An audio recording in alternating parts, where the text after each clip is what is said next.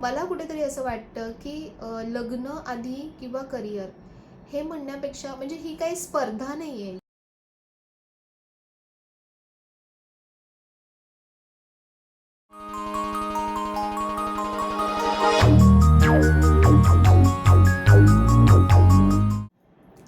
Hello, नमस्कार. कसे आहात सर्व? मस्त आहात ना? मस्तच राहा.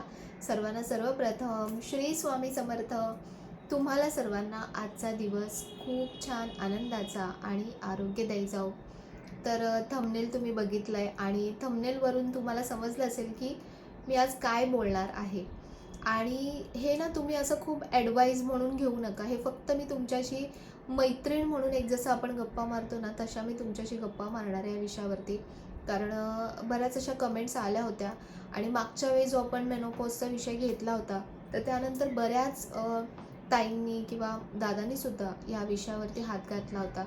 तर मग म्हटलं चला माझे काही विचार आहेत याबद्दल, तर ते मी तुमच्यासोबत आज मांडणार आहे. तर सगळ्यात खूप वेळा ऐकलं जातं, की "अरे लग्न कर, वय निघून चाललंय." मुलींना सगळ्यात जास्त प्रेशराईज केलं जातं, "लग्न करा, लग्न करा, वय निघून चाललंय." आजकाल हा म्हणजे पहिले ही गोष्ट एवढीही नव्हती, पण आजकाल ही खूप जास्त वाढली आहे. कारण आता कसं आहे, मुलगा असो किंवा मुलगी, दोघंही करिअरच्या हिशोबाने किंवा फ्रीडमच्या हिशोबाने सगळ्या गोष्टींनी ते स्वतः खूप साऊंड आहेत. म्हणजे ते स्वतःचे म्हणतात ना, की त्यांना खूप फ्रीडम आहे त्या बाबतीमध्ये. तर त्याच्यामुळे ते स्वतःचे डिसिजन बहुतेकदा स्वतःच घेतात आणि घरी आपली पिपाणी सुरू असते आई-वडिलांची वगैरे. तर पुढे जाऊन आम्हालासुद्धा त्या फेजमधून जायचं आहे. तर म्हणून मला कुठेतरी असं वाटतं, की लग्न आधी किंवा करिअर हे म्हणण्यापेक्षा म्हणजे ही काही स्पर्धा नाही आहे, की लग्न आधी करायचं की करिअर आधी करायचं, ही स्पर्धा नाही आहे. प्रत्येक गोष्टीमध्ये जी पण आपल्याला गोष्ट करायची आहे ना, त्याचा बॅलन्स आपल्याला ठेवता आला पाहिजे. दोन्ही गोष्टी बघू आपण. आता एक पहिली आपण मुलींच्या पॉइंट ऑफ व्ह्यू बघू. आपण इथे मुलगा किंवा मुलगी हा डिफरन्स करणार नाही आहोत. दोघंही तितकेच इक्वली म्हणजे जबाबदार आहेत. दोघंही तितकेच इक्वली इम्पॉर्टंटसुद्धा आहेत. तर म्हणून असा डिफरन्स नको आहे, की मुली आहेत, तर मुलींचं वय चाललंय म्हणून वय हा फॅक्टर नसावा त्याच्यासाठी मला वाटतं. कारण मुलं काय आहेत ना, की आता मुलं ऑब्झर्व्ह करतायत, बघतायत. पहिले खरं सांगते, की आपल्याला तेवढी बुद्धी नव्हती. आपण एक वेगळ्याच विश्वात असायचो नेहमी.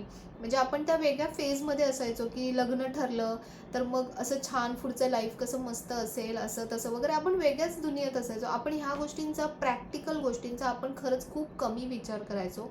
तो विचार ॲक्चुअली आता मुलं करतात. पुढच्या ज्या जबाबदाऱ्या येणार आहेत किंवा घरातलं आई-वडिलांचं जे नातं कसं आहे, त्यांचं कसं चालतं वगैरे, ह्या सगळ्या गोष्टी ऑब्झर्व्ह करूनच मुलांना आजकाल जबाबदारी नको आहे पहिली गोष्ट तर. ही म्हणजे यंग जी मुलं आहेत त्यांना कदाचित ह्या गोष्टीचा राग येईल किंवा त्यांना वाईट वाटेल. पण ही खरी गोष्ट आहे, की मुलांना आजकाल जबाबदारी नको आहे आणि त्याच्यामुळे मुलं ह्या गोष्टी टाळायचा प्रयत्न करतात. मुलांची स्टेज तर पुढचीच राहिली, पण आजकाल तर लग्नच नाही करायचं. हे पहिलं वाक्य असतं, की आम्हाला लग्नच नाही करायचं, आम्हाला ती जबाबदारीच नको आहे. जर पुढची सगळी पिढी जर असंच म्हणायला लागली, तर पुढे कसं म्हणजे पुढचं जे आहे, पुढची पिढी कशी निर्माण होणार? किंवा पुढे आपलं हे जे आपला देश आहे, तो कसा चालणार? तर अशा सगळ्या पुढच्या गोष्टी उद्भवतात. तर पहिली गोष्ट म्हणजे की मुलींच्या बाबतीत जर आपण बघायला गेलं, की मुलींना का सतत म्हणजे सांगतात, की लग्न करा, लग्न करा. तर पहिली गोष्ट तर वय. कारण मुलींचं जे वय असतं म्हणजे जसं आपण मेनोपॉजचं म्हटलं, की आता पहिले मेनोपॉज खूप लेट यायचे. 45 ते 50 या वयामध्ये मेनोपॉज चालू व्हायचे. तेच प्री मेनोपॉज आता 35 टू 40च्या इन बिटवीन यायला लागले.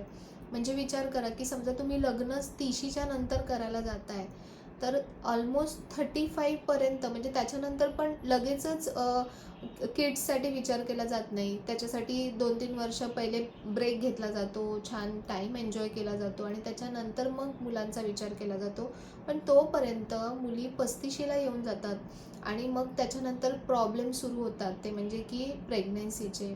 प्रेग्नन्सी राहत नाही. मग ते IVF करा, मग ते खूप सारे काय-काय ट्रीटमेंट्स आहेत त्या घ्या वगैरे, सरोगसी करा. म्हणजे कितीतरी जे असे टेन्शनवाले जे ऑप्शन्स आहेत, ज्याच्यामध्ये पैसाही खर्च होतो, वेळही खर्च होतो, मेंटली टेन्शन, फिजिकली त्रास, एवढ्या सगळ्या गोष्टी उत्पन्न होतात. आणि एक वयाचं जर तुम्ही कॅल्क्युलेशन केलं ना, म्हणजे आता हे ऐकून कोणाला असं वाटेल खूप ऑर्थोडॉक्स विचार आहेत त्यांचे, खूप जुनाट विचार आहेत. पण तुम्हाला सांगू, जुन्याच गोष्टी, जुन्या ज्या गोष्टी जे करत होते ना, त्याच्यामागे काहीतरी लॉजिकसुद्धा होतं, की फक्त ते एक पद्धत आहे, परंपरा आहे, म्हणून त्या गोष्टी फॉलो नाही केल्या जायच्या. तेव्हा ते तेवढं लॉजिक, म्हणजे आपण आता विचार केला त्या गोष्टींचा, तर त्याच्यात जे काही लॉजिक आहे ना, ते मी तुम्हाला सांगते, की जर तुम्ही 25शी पर्यंत लग्न केलंत आणि जर तुम्हाला 30शीच्या आत मुलं झाले, आता याच्यामध्ये पण ज्यांना पुढे आता प्रत्येकाचा पर्सनल तो पण प्रश्न आहे, की कोणाला मुलं हवेत, नको आहेत किंवा काय, तो प्रत्येकाचा पर्सनल प्रश्न आहे. पण एक मी तुम्हाला लॉजिक किंवा एक मी कॅल्क्युलेशन सांगते, की तुम्ही 25शी मध्ये लग्न केलं, समजा तुम्हाला 30शीच्या आत मुलं झाले किंवा 30 पर्यंत जरी आपल्याला मुलं झाले, तुम्ही जेव्हा 40 वर्षाचे होता तेव्हा तुमचे मुलं 10 वर्षाचे होतात. तुम्ही जेव्हा 50 वर्षाचे होता तेव्हा तुमची मुलं 20 वर्षाचे होतात. तुम्ही 60 वर्षाचे व्हाल तेव्हा तुमची मुलं 30शीमध्ये येतील. म्हणजे तुम्ही विचार करा, की आजकाल आपलं वयाचा जो फॅक्टर आहे तो किती कमी झाला आहे. म्हणजे 60 पर्यंत पण आपण जगू की नाही एवढी सुद्धा आपल्याला शाश्वती राहिलेली नाही आहे. तर आपल्या मुलांचं पुढचं जे आहे किंवा आपल्या मुलांसाठी आपण तितके स्ट्राँग राहू का? आता आम्ही 40शीत आहोत, तर आम्ही आत्तापासूनच आम्हाला इतके सगळे शरीराचे प्रॉब्लेम, सगळ्या गोष्टी सुरू झाल्या आहेत. तर मुलांना पुढे, आता आपली आई होती फॉर एक्झाम्पल, आता आमची आई जी होती, तर आमच्या मुलांचं करेपर्यंत पण त्या धडधाकट होत्या, की नातवंडांचं वगैरे सगळं त्या आवडीने करायच्या, कारण त्यांचं शरीर तेवढं स्ट्रॉंग होतं, त्यांचं तेवढं लवकर लग्न झालं होतं, लवकर मुलं झाले होते, लवकर नातवंड झाले. त्यामुळे त्या तितक्या त्या एजच्या होत्या, की त्या अगदी आनंदाने करत होत्या. पण आता पुढे अशी स्टेज होणार आहे, की आम्हीच धडधाकट नाही राहणार आहे. तर आम्ही नातवंडांचं वगैरे कसं करणार त्या एजमध्ये? किंवा त्या एजपर्यंत आम्ही सुद्धा नाही राहणार. तुमच्या जबाबदाऱ्या आहेत त्या तुम्हाला स्वतःलाच पेलाव्या लागतील. आणि मग खूप साऱ्या प्रॉब्लेम्सला, खूप साऱ्या गोष्टींना आपल्याला फेस करावं लागतं. ज्या एजमध्ये म्हणजे 40शी नंतर स्त्रीला एक वेगळं स्वातंत्र्य मिळतं. एक तिचं वेगळं आयुष्य जगण्याचा प्रयत्न करत असते. कारण 20शी नंतर म्हणजे आधी तर शाळेचा पिरियड असतो, कॉलेजचे पिरियड असतात, करिअरसाठी धावपळ असते, त्यानंतर लग्न, त्यानंतर मग मुलं, त्यांना मोठं करणं वगैरे. तर 40शी पर्यंत तिचं ते सगळी धावपळ सुरू असते आणि त्या एजमध्ये येऊन जर तुमची मुलं 10 वर्षाची होतील किंवा 40शीमध्ये सुद्धा आता लेडीज प्रेग्नन्सी म्हणजे चान्स घेत आहेत वगैरे, तर विचार करा, की अगदी म्हणजे अगदी सरळ कॅल्क्युलेशन आहे, की 50 वर्षाचे तुम्ही होता तेव्हा तुमची मुलं 10 वर्षाचे होतील. पुढे काय आहे? म्हणजे पुढे तुम्ही तुमच्या मुलांचं काय करू शकता किंवा तुमचं काय फ्युचर आहे किंवा त्यांचं काय फ्युचर आहे हे पण बघायला तुम्ही असाल की नसाल याची पण शाश्वती नाही. तर हे कॅल्क्युलेशन करा. म्हणजे प्रत्येकाने विचार करा. ज्या मुली आहेत स्पेशली मी त्यांना सांगेन, की ज्या यंग मुली आहेत आता, तुम्ही हा विचार करा. आपण करिअरचा विचार करतो, तुम्ही कुठेही चुकत नाही आहात. त्या गोष्टीसाठी मी पुढे येणारच आहे. त्यानंतर दुसरं, मुलांना फोर्स केलं जातं, की लग्न लवकर कर, वय निघून चाललंय, वय निघून चाललंय. तर फक्त वय हा मॅटर नसला. मुलांना काय पुढे प्रेग्नन्सी नाही, काही नाही, काहीच गोष्टी नसतात. त्यांना फक्त संसार, घर चालवायचं असतं आणि त्याच्यासाठी ते फायनान्शियली तेवढे स्टेबल असणं खूप महत्त्वाचं असतं. तर मुलांना किंवा मुलींना, पहिले तर मुलींना मी सांगेन, की मुलींना समजा लग्न किंवा करिअर यामध्ये चूज करायचं असेल, तर तुम्ही चूज करू नका. पहिले तुम्ही तुमचं करिअर व्यवस्थित करा. पण अगदीच तुम्ही 30शीच्या पुढे लग्नाचा विचार करू नका. मी म्हणेन 26-27 ह्या वयाला सुद्धा आपण विचार करू शकतो. त्यानंतर 2-3 वर्षात आपण समजा प्रेग्नन्सीचा विचार केला. म्हणजे ज्यांना पुढचं फ्युचर तसं हवं आहे, ज्यांना मुलं हवे आहेत किंवा काय, तर त्यांनी अशा प्रकारे जर प्लॅनिंग व्यवस्थित केलं ना, तर सगळ्या गोष्टी व्यवस्थित होतात. आणि म्हणजे अगदी मी प्रॅक्टिकल गोष्ट तुम्हाला सांगते, की आजकाल कसं वाटतं, की मुलींना, की आम्हाला मुलं नको आहेत, आम्हाला जबाबदाऱ्या नको आहेत, कोण ते करत बसेल मुलांचं. त्यापेक्षा मी आणि माझा नवरा बस आम्ही एवढे खुश आहोत. जसं आयुष्य म्हणजे जाईल तसं छान जाईल. इवन मुलांच्या बाबतीत मुलं पण असाच विचार करतात, की आम्हाला आमचं आयुष्य एन्जॉय करायचं आहे. आम्हाला मुलांच्या जबाबदाऱ्या नको आहेत. पण एक गोष्ट तुम्हाला सांगू का? म्हणजे माहीत नाही कोणी कधी शेअर केली असेल नसेल तरी मी तुम्हाला सांगते, की जे अनुभव म्हणजे जे ऐकण्यात भरपूर येतं ना, त्याच्यातून मी तुम्हाला सांगते, की स्त्री ही अशी असते ना, की स्त्री खूप कनेक्टेड असते. इमोशनली पण, फिजिकली पण, सगळ्या बाजूनी ती खूप कनेक्टेड असते. ती सगळं धरून ठेवण्याचा प्रयत्न करत असते. पण पुरुष आता म्हणजे जे दादा आहेत त्यांनी राग मानू नका, सगळेच असे नसतात, पण बरेच मी असे बघितलेत की पुरुषांचं कसं असतं की त्यांना एकच गोष्टीचा ना काही वेळानंतर कंटाळा यायला सुरू होतो. ते त्या गोष्टीचे जसे कनेक्टेड असतात ना तसे ते पुढे कनेक्टेड राहत नाहीत. तर हे फॅक्ट आहे. आणि म्हणजे आपण कितीही म्हटलं ना की माझा नवरा असा नाहीच आहे, किंवा जो आधी बॉयफ्रेंड असतो तो नंतर तसाच नवरा राहतो असं नसतं. खूप बदल होतो प्रत्येकामध्ये, म्हणजे लेडीजमध्ये पण बदल होतो, पुरुषांमध्ये पण बदल होतो. पण पुरुषांमधला जो बदल आहे ना तो खूप ड्रास्टिक असतो. म्हणून लेडीज नेहमी म्हणत असतात ना की तू तसा राहिला नाही आहेस, तू आधी जसा होतास तसा आता राहिला नाही आहेस. त्याला जबाबदाऱ्या तर कारणीभूत असतातच, पण तरीही इमोशनली सुद्धा ते तसे राहत नाहीत. तर त्यामुळे जे असा विचार करतात ना की आम्ही एकटेच राहू, आम्हाला मुलांच्या जबाबदाऱ्या नको आहेत, तर बघा नवरा बायकोला बांधून ठेवण्याचं जे काम असतं ना तर ते मुलं करत असतात. अपवाद, प्रत्येक गोष्टीला अपवाद आहेत. तुम्ही म्हणाला आता कितीतरी असे आहेत कपल्स की ज्यांना मुलं आहेत तरी पण ते वेगवेगळे होतात. तर मी तुम्हाला तेच सांगते की प्रत्येक गोष्टीला अपवाद असतात. पण खूप साऱ्या कपल्समध्ये हा म्हणजे जो दुवा आहे ना जोडून ठेवायचा, तर तो मुलांचा असतो. मुलांमुळे एकमेकांमध्ये आपलं कनेक्शन असतं, आपली एक जबाबदारी असते त्यांच्या बाबतीत.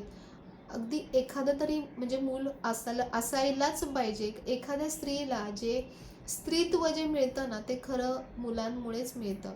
तर आता म्हणाल बऱ्याचशा म्हणजे मुलींना हे पटणार नाही, किंवा त्यांना असं वाटेल की ही खूप ऑर्थोडॉक्स बोलते, ही खूप ऑर्थोडॉक्स सांगते. पण जसं-जसं आपलं वय वाढत जातं ना, तसं-तसं आपल्याला ह्या गोष्टींचं रिअलायझेशन होत जातं. आपण जेव्हा खूप यंग असतो, आपल्याला खूप कॉन्फिडन्स असतो, आपल्या हातात सगळं असतं, करिअर असतं, पैसा असतो, सगळं असतं. पण एक एज नंतर, म्हणजे हे मी दोघांच्याही बाबतीत सांगते, मुलांच्याही बाबतीत आणि मुलींच्याही बाबतीत, की सर्टन एज नंतर आपल्याला आयुष्यामध्ये एकटेपणा जाणवायला लागतो. जे निसर्गाने जे दिलंय ना, म्हणजे ही जी प्रोसिजर दिली आहे ना, की लग्न केलं पाहिजे, त्यानंतर मुलं झाले पाहिजेत, त्यानंतर मग आपले नातवंड, ही जी प्रोसिजर दिली आहे ना, ह्यामध्ये ना आपल्याला बिझी ठेवण्याचं काम निसर्ग नैसर्गिकरित्या करत असतो. म्हणजे पहिले स्त्री घरी होती, मग ती घरात दिवसभर काय करणार? तर म्हणून तिला प्रेग्नन्सी दिली आहे, त्यानंतर मुलं दिलेत, की तिचं लक्ष आपल्याला स्त्रियांना कसं असतं, आपल्याला नेहमी असं वाटत असतं, की आपल्या नवऱ्याने नेहमी आम्हाला अटेन्शन दिलं पाहिजे सारखं, आपल्याकडेच लक्ष असलं पाहिजे, छान-छान गिफ्ट्स दिले पाहिजे, असं खूप प्रेम केलं पाहिजे वगैरे, हे आपले एक असतात. पण जेव्हा मुलं होतात ना, तर तेव्हा आपलं खूप सारं लक्ष जे आहे ना, ते त्यांच्याकडे डायव्हर्ट होतं. म्हणजे तुम्ही जर एकटे असाल, तर तुम्ही तीच अपेक्षा करत राहाल त्या व्यक्तीकडून, की मग तुमचं लक्ष जे आहे ते तिसऱ्या ठिकाणी डायव्हर्ट होत नाही. मग तुम्ही तीच अपेक्षा करत राहता आणि तो व्यक्ती आपलं जेवढं त्याच्याबद्दल जे बॉन्डिंग आहे ना, ते त्या व्यक्तीचं असेलच असं नाही. आणि त्याच्यामुळे खूप सारे डिव्होर्सचे केसेस भरपूर प्रमाणात होत आहेत सध्या. तर म्हणून मुलं प्रॉपर वेळेमध्ये जर आपल्याला झाली, तर आपलं जे कुटुंब आहे ना, ते कुटुंब होतं. नाहीतर फक्त कपल्सच असतात, नवरा-बायकोच असतं, ते कुटुंब होत नाही. जेव्हा मूल होतं ना, तेव्हा ते कुटुंब होतं. आणि त्या मुलामुळे खूप साऱ्या गोष्टी आपल्या आयुष्यात, खूप नवीन-नवीन गोष्टी येतात. त्या मुलांमध्ये आपण आपलं लहानपण शोधतो. कधी-कधी आपल्या आयुष्यात ज्या गोष्टी राहिलेल्या असतात, त्या आपण त्या मुलांकडून करून घेत असतो. आणि खूप बऱ्याच फेजेस असतात. जर तुम्हाला मुलंच नसतील, तर तुम्हाला नातवंड कुठून होतील? तुम्ही ती फेज कशी एन्जॉय करणार? म्हणजे ह्या खूप साऱ्या गोष्टी आहेत, की ज्याच्यामुळे लग्न किंवा करिअर हा विचार करण्यापेक्षा म्हणजे मला काय योग्य वाटतंय, किंवा माझं आता हे वय आहे. हे कुठेतरी आपण प्रॅक्टिकलनं कॅल्क्युलेशन केलं पाहिजे. तुम्ही स्वतः पहिले म्हणजे बोलतात ना, की फायनान्शियली तुम्ही सिक्युअर व्हा, सेटल व्हा. त्याच्यासाठी तुमचे 25-26 वर्षसुद्धा भरपूर आहेत. आफ्टर मॅरेजसुद्धा काही गोष्टी ज्या आहेत, समजा आपल्याला शिक्षण कंप्लीट करायचं आहे. आता माझंच म्हणा, की मी जॉब करत होते, त्यानंतर मी आता जॉब सोडला मुलीसाठी. त्यानंतर मी आता YouTubeमध्ये माझं करिअर करते. तर असं नाही आहे, की मी घरी बसली आहे म्हणजे मी काहीच करत नाही आहे, मी फक्त बसून राहिली आहे. मी इथून अर्निंगसुद्धा करते, मी माझं काहीतरी इमेज बिल्ड करते, माझं घर सांभाळते, ॲट अ टाईम सगळ्या गोष्टी मी बॅलन्स करते. तर असं तुम्हीसुद्धा करू शकता. असं नाही आहे, की फक्त म्हणजे लग्न केलं म्हणजे सगळं संपलं, माझं सगळं शिक्षण वाया गेलं, असं नाही होत. जे मुलींना आजकाल डोक्यात आहे, किंवा मुलांनासुद्धा आजकाल या गोष्टी डोक्यात आहेत, की लग्न केलं म्हणजे संपलं, आपलं फ्रीडम गेलं, मग काय करणार? मग मुलं झाल्यानंतर मग तेच रटाळ आयुष्य असतं. एक लेवल नंतर तुमचं आयुष्य असंही रटाळ होतं आणि म्हणजे एकमेकांमध्ये जे बॉन्डिंग असतं ना ते नाही टिकत तेवढं. तर म्हणून मला असं वाटतं की दोन्ही गोष्टींचा विचार करा, की तुमचं करिअर, पहिले तर तुमचं करिअर व्यवस्थित करा. त्यानंतर तुम्ही फायनान्शियली व्यवस्थित सेटल व्हा. दोघंही, मुलगा किंवा मुलगी दोघंही फायनान्शियली व्यवस्थित सेटल व्हा, स्ट्रॉंग व्हा.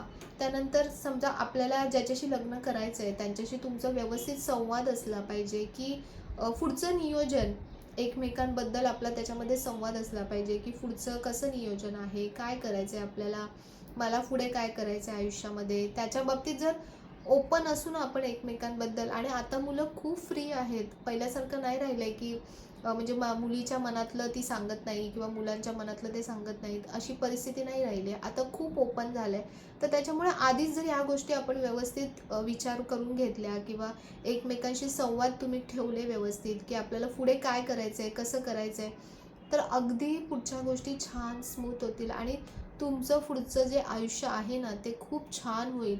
हे आता जे सगळं डिप्रेशन वगैरे ह्या सगळ्या गोष्टी ज्या वाढल्या आहेत, हे जे नात्यांमध्ये जे दुरावे येत आहेत, एकटेपणा येतोय, बाकीच्या गोष्टींमध्ये माणूस भरकटतोय. जेव्हा तुमचं छान कुटुंब असतं, तेव्हा तुम्ही तुमच्या कुटुंबामध्ये बिझी असता. बघा तुम्ही जगात कुठेही जा, कुठेही जा.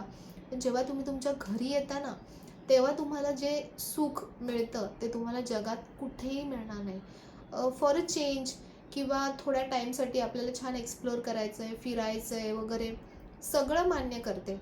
पण कुठेही जा तुम्ही, जेव्हा तुमच्या घरी याल ना, तुम्हाला तेव्हाच म्हणजे म्हणतात ना, की एक घरी आलो, असं जे फीलिंग आहे ना, ते घरी आल्यानंतरच होतं. आणि घरी आल्यानंतर जर आपल्या हक्काची माणसं जर आपल्यासोबत असतील ना, तर आपल्याला ते आणखीन जे सुख आहे, ते आणखीन ते दुप्पट होतं. तर म्हणून तुम्ही व्यवस्थित विचार करा. तुम्हाला काय वाटतं या गोष्टींबद्दल? आणि आता आपण बघतो की किती मुलींचे, मुलांचे लग्न खूप उशिरा होतात. आणि त्याच्यामुळे बघा ते जे चेहऱ्यावरती जे एक तेज असतं, जसं पहिले नवरा-नवरी म्हटल्यानंतर असं खूप वेगळंच वाटायचं बघून. आता ते फिलिंगच येत नाही नवरा-नवरीकडे बघितल्यानंतर. म्हणजे जे तेज असतं ना, एक एजमध्ये आपल्या चेहऱ्यावरती जे तेज असतं ना, तर ते तेज कुठेतरी निघून जातं. वेगळंच टेन्शन, वेगळाच स्ट्रेस लेव्हल त्यांच्या चेहऱ्यावरती दिसत असतो. फक्त खूप पैसा खर्च केला, खूप लॅविश लग्न केलं आणि म्हणजे सगळ्या इच्छा पूर्ण झाल्या असं नसतं. तुम्ही ते लग्न केल्यानंतर तुमचं बॉन्डिंग कसं आहे, तुमचं पुढचं आयुष्य कसं आहे, ते सुखद आहे का? ते तुम्ही एन्जॉय करताय का? हे पण तितकंच महत्त्वाचं आहे. आणि प्रत्येक गोष्टीसाठी वेळ, प्रॉपर वेळेवर कुठलीही गोष्ट करणं, जसं आपले पहिले आपल्याला सांगायचे, की कुठलीही गोष्ट वेळेवर झाली ना, तरच पुढच्या गोष्टी छान होतात. तसंच आहे हे. तर म्हणून तुम्हाला पण आई-वडील जर बोलत असतील, फोर्स करत असतील, तर त्या गोष्टींचा कुठेतरी विचार करा. तुमच्या मनात जर काही दुसऱ्या गोष्टी असतील, तुम्हाला आधीच कोणी काही आवडत असेल, तर ते पण तुम्ही घरी आधीच सांगत चला. आणि आई-वडिलांना सुद्धा म्हणजे मी सांगेन, विनंती करेन, की तुम्ही पण तुमच्या मुलांना थोडंसं समजून घ्या. मुलांना सगळ्या गोष्टी जबरदस्ती करून होत नाहीत.